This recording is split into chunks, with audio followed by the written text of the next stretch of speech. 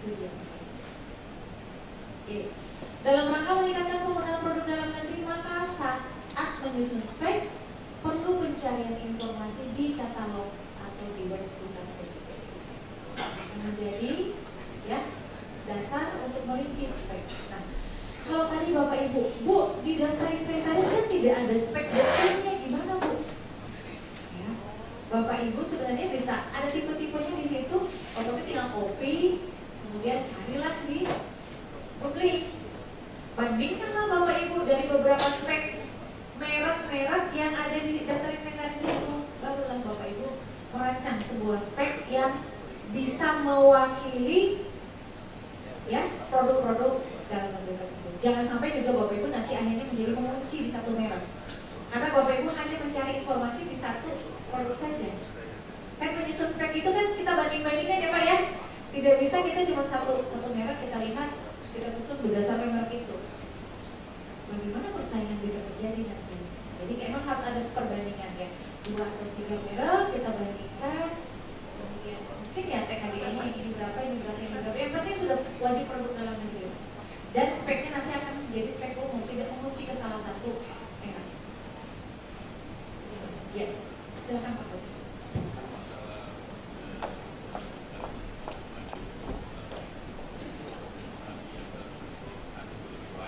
Ya.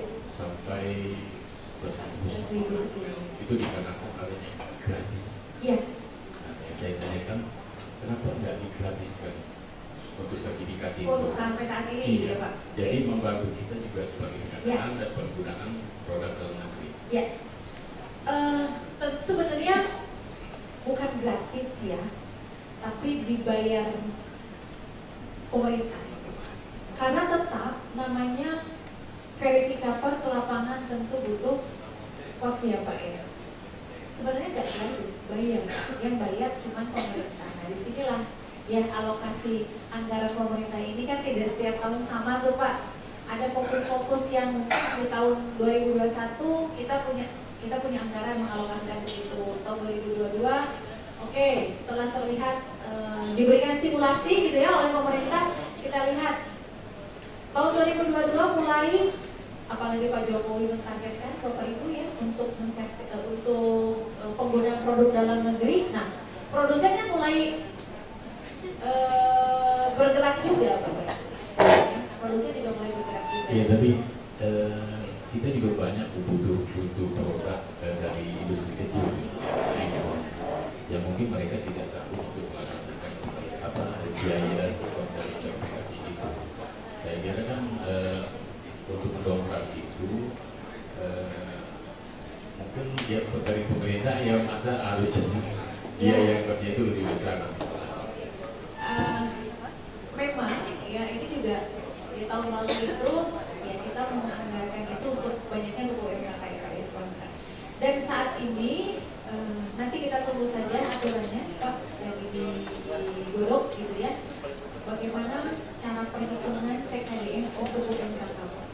Dan jadi nanti apakah cukup? Jadi tidak harus verifikasi surveyor independen. Karena nanti verifikator itu tidak hanya 2 itu saja Pak. Ini saat ini baru beberapa hari lalu, sekarang tanggal berapa? Tanggal 6 ya Pak ya? Minggu lalu ya Pak ya, baru keluar peraturan Menteri Perindustrian tentang penunjukan verifikator independen. Nanti tidak hanya 2 itu Pak. Kalau 2 ini kan itu Pak, saya nggak bilang. Tapi memang seperti itu. Nanti kalau sudah semakin banyak verifikator itu, terutama untuk UMKM kan sangat sederhana ya Pak ya. Bikin apa sih? Yogurt. Yogurt itu dari apa sih bahan bakunya? Kan terlihat ya Pak ya. Itu bisa mereka bikin self assessment, kemudian nanti ada approval misalkan dari lembaga-lembaga yang akan kita tunjuk Pak. Kita tunjuk, kemudian ya udah langsung keluar sertifikat. Itu mekanismenya kita tunggu saja Pak. Lagi dalam tahap baru sekarang yang keluar peraturannya adalah terkait dengan ketentuan penunjukan verifikator independen. Nanti tidak hanya akan 2 itu saja, akan lebih dari itu supaya lebih murah, lebih cepat. Jadi kita upayakan tidak memberikan gratis, tetapi dalam bentuk seperti itu. Gitu. Kita mencoba ya kosnya akan kita tekan. Ya, jadi ada solusi seperti itu. Jadi supaya supaya juga industri juga punya awareness juga. Mungkin seperti itu. Baik Bapak Ibu ya, saya lanjut. Oke, ini hal-hal yang harus dihindari dalam persyaratan penetapan persyaratan spek teknis. Ini umum saja Bapak Ibu ya. Umum saja, di sini saya hanya akan fokus yang ini saja, bahwa saat menyusun spek teknis tidak menggunakan barang, tidak menggunakan penggunaan barang atau jasa yang lebih baik atau yang tidak sesuai dengan kondisi terkini. Termasuk juga terkait dengan penggunaan produk dalam negeri. Jadi harus sesuai gitu. Ini kan yang salah ya, Pak, hanya harus dihindari. Oke. Tugas PPK di persiapan pengadaan. Sekarang masuk ke tahap Pokja, persiapan pemilihan Bapak Ibu. Ya, persiapan tender. Pokja melakukan persiapan pelaksanaan pemilihan pengadaan dan penetapan pemenang. Kita hanya akan fokus di dua ini, penetapan pemenang ini kaitan nanti dengan evaluasi tentunya Pak. Di tahap persiapan, apa yang harus kita lakukan sebagai Pokja? Bapak Ibu yang Pokja siapa saja boleh unjuk tangan? Kan lumayan cukup banyak nih. Ini di Pokja gitu ya. Pokja berdasarkan dokumen persiapan dari PPK menyusun dokumen pemilihan nih Bapak Ibu ya. Tentu pada saat menyusun dokumen pemilihan kita review dulu Pak bersama-sama dengan PPK. Jangan lupa lakukan review. Jangan terima mentah-mentah. Bisa jadi PPK itu keliru. Contoh gitu ya, PPK tidak mengecek lagi estimasi. Estimasi tahun lalu dia langsung pakai di dokumen pemilihan. Target hanya 45%. Atau di bawah 40% lah, 35%, tidak wajib. Ternyata tadi Pak sudah ada sertifikasi dan akhirnya jadi wajib. Kalau tidak hati-hati, screening lagi di Pokja bisa jadi kesalahan. Oke, baik. Berarti review aspek penggunaan produk dalam negeri dalam dokumen persiapan ini harus dilakukan. Kita harus memastikan penentuan wajib pidana PDN. Cek kembali Pak supaya tidak keliru.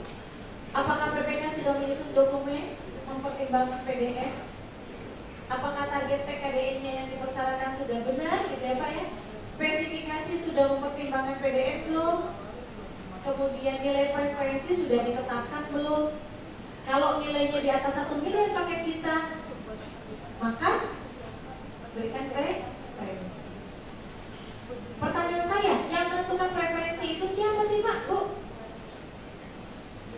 Preferensi itu kan sebenarnya kebijakan ya Pak ya.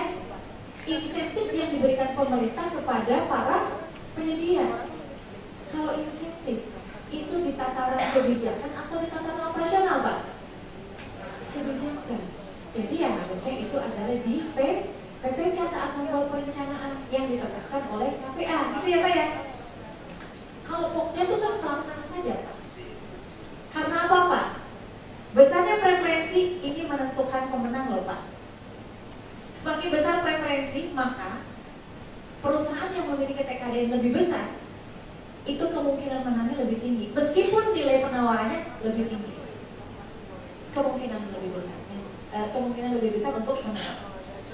Semakin kecil nilai preferensinya, maka akan lebih bersaing, lebih umum gitu. Nah, tinggal sekarang kembali kepada kebijakan ya Pak ya.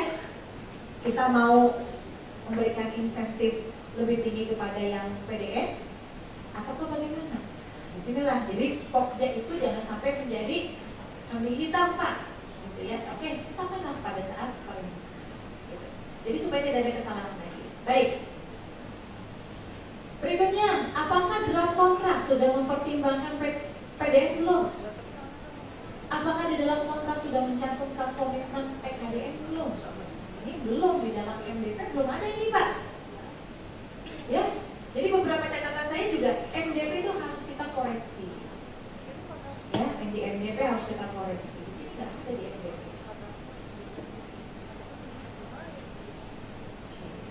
Baik Bapak Ibu, berikutnya ya ketentuan dan syarat tadi ini setelah direview masuk ke dalam dokumen pemilihan dan nanti butuh dijelaskan pada saat